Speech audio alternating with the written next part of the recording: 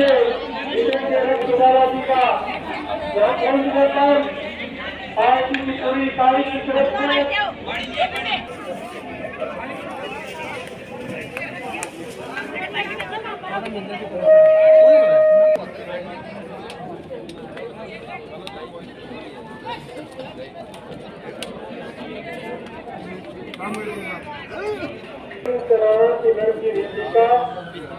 Gold medalist Anil youth national gold Pondicherry federation cup silver medal volleyball Satish Malhora Valmiki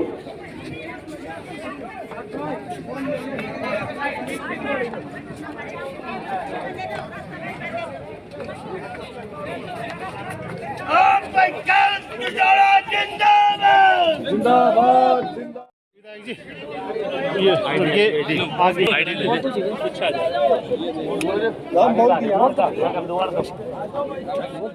आदमी बोलने वाले को देखना चाहता है। आप सब आगे आ जाओगे। काफी लंबे समय के बाद मुझे आपके बीच में आने का अवसर मिला।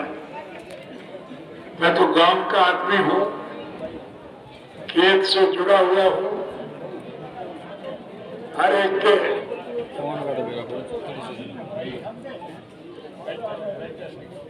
के दुख सुख में, कमी खुशी में गांव में हांटना फिरना मेरी आदत है। लेकिन 2005 में हमारी सरकार जाने के बाद कांग्रेस पार्टी की सरकार ने एक साजिश और षड्यंत्र करके मुझे 10 साल के लिए जेल भिजवा दिया था। दोष मेरा ये था कि हमारी सरकार के वक्त में हमने 3206 पढ़े लिखे युवकों को उनकी योग्यता के मुताबिक नौकरी दी थी। जिन बच्चों को नौकरी मिली उनकी तो तरक्की हो गई, और नौकरी दिलाने वाले को 10 साल की सजा हो। और फिर एक दुष्प्रचार फैलाया गया, एक चौटाला तो जेल में मरेगा और इंडियन नेशनल लोकदल पार्टी समाप्त हो जाएगी। आपसे बधाई के पात्र हैं कि मेरी गैर हाजिरी में आपने संगठन को पहले के मुकाबले में ज्यादा मजबूत बनाया। ये बात आप और हम नहीं कह रहे, सारे हिंदुस्तान की विभिन्न राजनीतिक पार्टियों के अग्रणी नेता इस बात को मान के चलते हैं कि संगठनात्मक दृष्टि से इंडियन नेशनल लोकदल पार्टी का कोई मुकाबला। जब कभी भी देश पर कोई आपत्ति आई, स्वर्गीय चौधरी देवीलाल जी के नेतृत्व में इंडियन नेशनल लोकदल पार्टी ने संघर्ष करके लोगों का सहयोग और समर्थन जुटाया और फिर एक अच्छी सरकार बनाने का फैसला लिया। प्रजातांत्रिक प्रणाली में जनता के वोट से सरकार बनती है और फिर चुने हुए सरकार की जिम्मेवारी होती है कि वो जनहित के कामों में रुचि ले, लोगों के दुख तकलीफ को ठीक करने का काम करे। हरियाणा प्रदेश की मौजूदा सरकार ने के मुखिया ने शपथ ग्रहण करते ही सबसे पहले एक फैसला किया था कि जिस किसी साथी को कोई तकलीफ हो तो मेरी कोठी पे आके मुझसे मिले, दरख्वास्त दे, मैं उसकी दिक्कत और कठिनाइयों को दूर करूंगा। इत्तेफाक से एक दफा मुझे चंडीगढ़ जाने का अवसर मिला और चंडीगढ़ में मैं अपने किसी मित्र से मिलने के लिए जा रहा था। जिस सड़क से मैं जा रहा था उसी सड़क पर मुख्यमंत्री निवास था और मुख्यमंत्री की कोठी सुननी पड़ी थी, एक भी आदमी नहीं था। मैंने उसी दिन से मन बना लिया कि अगर कभी सरकार बनाने का अवसर मिला तो मैं पहली कलम से एक ऐसा कानून बनाऊंगा जिससे लोगों को दिक्कत और कठिनाई नहीं आएगी।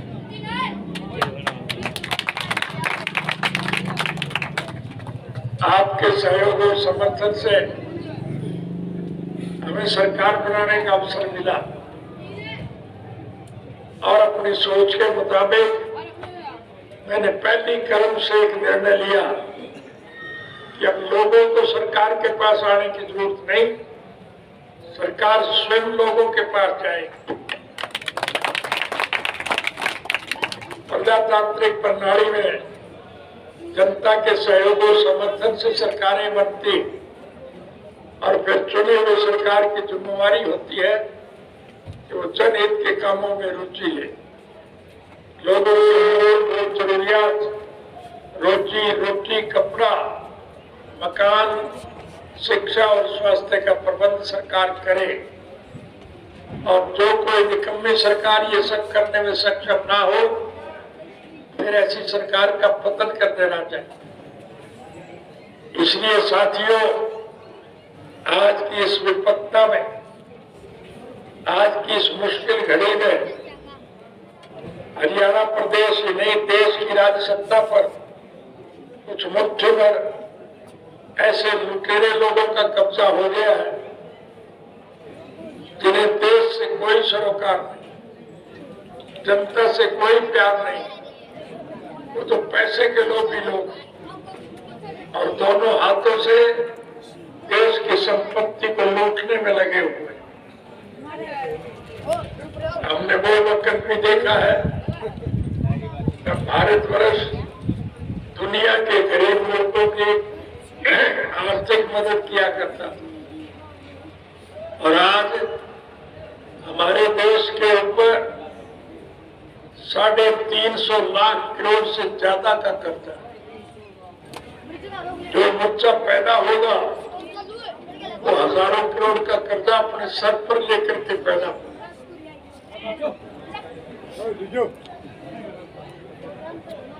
आपके पास सत्ता से जुड़े हुए लोग भी आएंगे, प्रेस के भाई खड़े हैं, मैं उनसे भी कहूंगा कि वो उनसे एक सवाल जरूर पूछे, ये कर्जा किस बात का है? विकास के नाम पर ही सरकार ने एक ईंट नहीं लगाई, बिजली और पानी का अभाव है, खाद और बीज के लिए लोगों को लाइन में लगना पड़ता है, स्कूलों की बिल्डिंगें टूट रही, मास्टर नहीं, अस्पतालों में दवाई और डॉक्टर नहीं,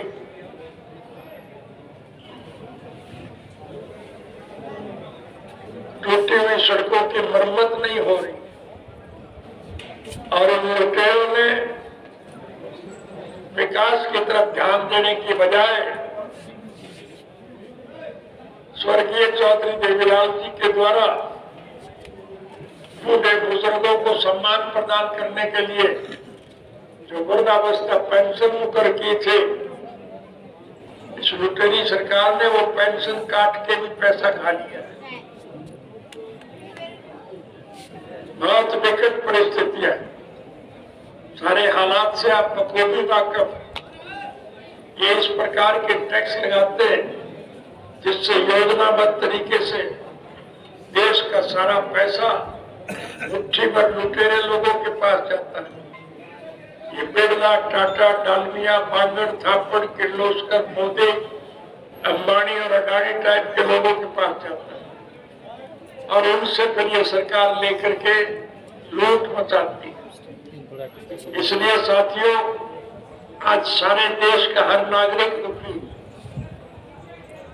मुझे दुनिया के 152 मुल्कों में जाने का अवसर मिला, सैर सपाटे के लिए नहीं, मैं विश्व के हर मुल्क के राजनीतिक, आर्थिक और सामाजिक हालात की जानकारी हासिल करने के लिए गया था।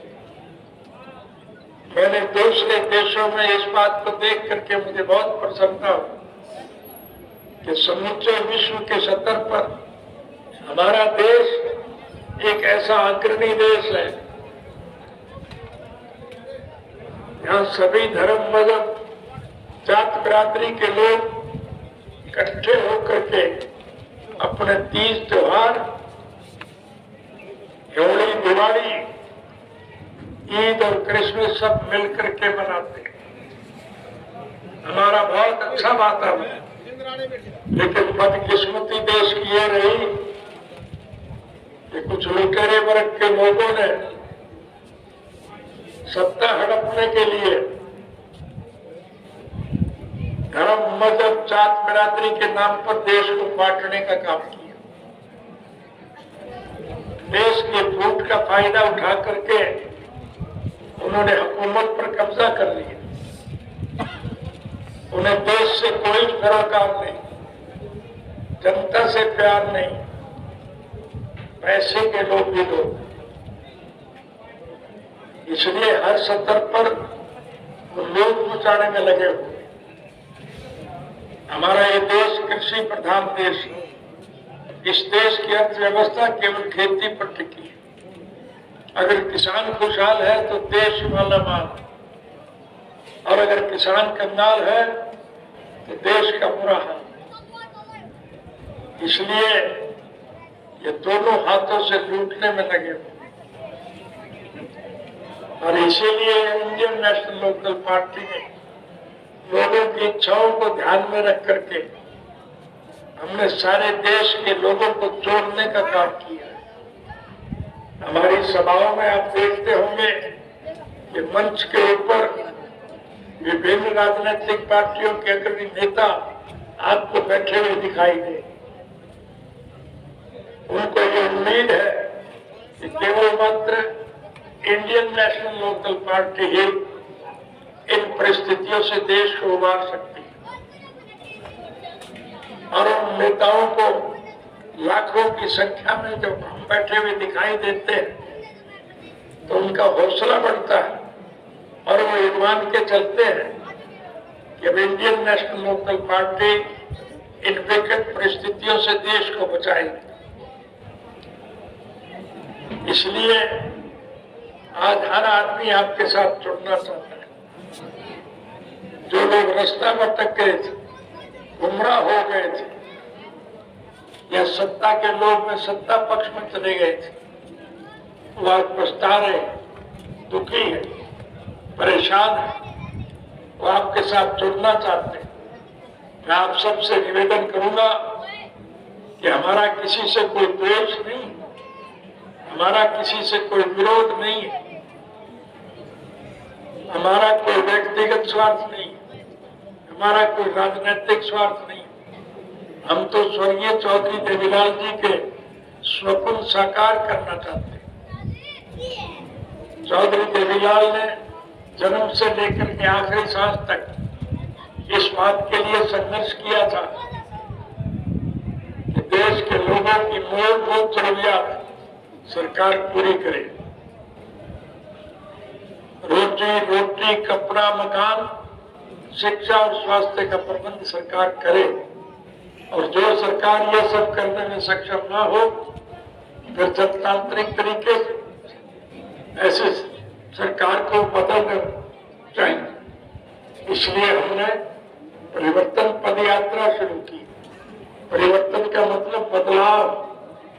हम बदलाव चाहते हैं, हम इस सरकार का पतन करना चाहते हैं। इसलिए मैं आपसे निवेदन करूंगा कि दलाना हमारा मजबूत गढ़ रहा है, भविष्य में रहेगा। आप सबसे विनम्र निवेदन है कि सभी लोगों को साथ लेकर के चलो।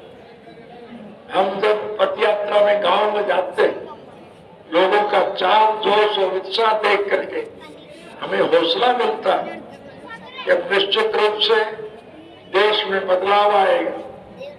कमेरे उस देश के राजभाग के मालिक होंगे और लुटेरे जेल की सलाखों के पीछे बंद किए गए। इसलिए मैं आपसे निवेदन करूंगा सबको जोड़ लो। सीधी जाति भाषा में एक ही बात कहूंगा, राज बना लो, फिर थारे सारे फुट में काट दो। और आपको कुछ करने की जरूरत नहीं है। केवल एक बात का ध्यान रखो, जब कभी भी मौका मिले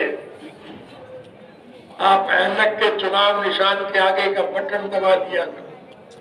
बाकी सारा हम पे छोड़ो, हम आपको सारी सुविधा दें।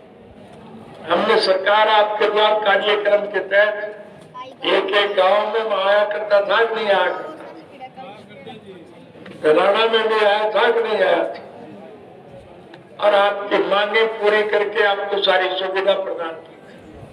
इसलिए साथियों, अब के मैं आपसे फिर वायदा करता हूं, हमारी सरकार बनने के बाद हम इन बूढ़े बुजुर्गों की पेंशन का पैसा जो इस नालायक सरकार ने काट दिया, हम वो कटा हुआ पैसा मैं ब्याज के उनके घर भिजवाए और नए सिरे से वृद्धावस्था पेंशन 7,500 रुपया बहाल करें। महिलाओं को खाना बनाने में दिक्कत आती क्योंकि गैस के सिलेंडरों के दाम रोज बढ़ रहे, इसलिए हमारी सरकार बनने के बाद हम हर घर में हर महीने एक एक गैस का सिलेंडर और 1100 रुपए भिजवाएंगे ताकि उन्हें कोई दिक्कत न आए। हम हर बच्चे को निःशुल्क शिक्षा देंगे, पढ़ने वाले बच्चे का कोई पैसा खर्च नहीं होता, और पढ़ने वाला बच्चा अगर बीमार हो जाएगा तो उसका मुफ्त में इलाज कराएंगे, और पढ़ लिख करके वो बच्चा जब होनहार हो जाएगा तो उसकी योग्यता के मुताबिक नौकरी देंगे। किसी योग्य बच्चे के माँ बाप ने किसी मजबूरी में आके वोट चाहे कहीं भी दिया, हम उसमें वोट की राजनीति का दखल नहीं मानेंगे। 3,206 बच्चों को नौकरी देने की वजह से मुझे 10 साल की सजा हुई। अब मैं आपसे वायदा करता हूँ, मैं लाखों बच्चों को नौकरी दूंगा, चाहे बाद में मुझे फांसी छूट कर। चलिए आपसे निवेदन करने आया, मुझे आप पे बहुत उम्मीद है। तेलंगाना मजबूत गढ़ है हमारा, आपने हर मुसीबत में हमारा साथ दिया। इन विकट परिस्थितियों से देश को बचाओ, इस लुटेरी सरकार का पतन करो। इसके लिए आपको अब 2024 का इंतजार नहीं करना पड़ेगा। परिस्थितियां बदल रही, गठबंधन टूट जाएगा, जनता के चुने हुए प्रतिनिधि उनकी अपनी पार्टी को छोड़ करके हमारे साथ शामिल होंगे, और जब सरकार अलगमत में रहेगी तो फिर मध्यावधि चुनाव निश्चित, और चुनाव जब होंगे तो इस पद यात्रा से हमें हौसला मिला है कि निश्चित रूप से देश की राजनीति में बदलाव आए, आपकी सरकार बनेगी और फिर सारी दिक्कतें आपकी दूर होंगी। बिजली और पानी की कमी नहीं होगी, खाद और बीज के लिए आपको लाइन में नहीं लगना पड़ेगा, जरूरियात जिंदगी की चीजें सस्ते भाव पर आपको मिलेगी, महंगाई से आपका पीछा छूट जाएगा, आपके उत्पादन के आपको लाभ पर मूल्य मिलेंगे। ये मेरे कहने की आवश्यकता नहीं। अतीत में जब हमारी सरकार थी तो एक साल हमारे देश में बाजरे की फसल बहुत अच्छी थी, और केंद्र की सरकार ने सरकारी भाव पर खरीदने से इनकार कर दिया था। तब हमने हरियाणा सरकार के खाते से हरियाणा की मंडियों में जो भी बाजरा आया, चाहे वो राजस्थान का था, पंजाब का था, यूपी का था, दिल्ली का था, चाहे गुजरात, मध्य प्रदेश और महाराष्ट्र का था, जो भी बाजरा हमारी मंडियों में आया उसका एक एक दाना हमने सरकारी रेट पर खरीदा था, नहीं खरीदा था। तो हम कहने में आपको वायदा दे के जा रहा हूं कि प्रकृति के प्रकोप से, ओलावृष्टि से, ज्यादा बारिश से, झक्कड़ से हमारी फसलों का नुकसान हुआ है। इस सरकार से हमें उम्मीद नहीं है कि वो हमारे नुकसान की भरपाई करेगी, लेकिन हमारी सरकार बनने के बाद आपकी फसलों का जो नुकसान हुआ है उसका पूरा मुआवजा हम आपके घर भिजवाएंगे, आपको कोई दिक्कत नहीं आएगी। इसलिए दोस्तों, सारी बात कहने के बजाय मैं आपसे एक ही निवेदन करूं, मेरा कोई व्यक्तिगत स्वार्थ नहीं, मेरा कोई जाति स्वार्थ नहीं। हम तो स्वर्गीय चौधरी देवीलाल जी के स्वप्न साकार करना चाहते हैं। हम चाहते हैं हरियाणा प्रदेश के बहादुर लोग निश्चित रूप से सत्ता पर कब्जा जमाने में सफल हो और देश का भविष्य उज्जवल हो सके। यही कहने में आपके बीच में आया था। आप मेरी आईडी की रख दोगे तो अपना बिल्कुल, तो फिर आप सारे जुड़ जाओ, सबको तोड़ दो। चुनाव में परिस्थितियां बदलेंगे, आप देश के राजभाग के मालिक होंगे।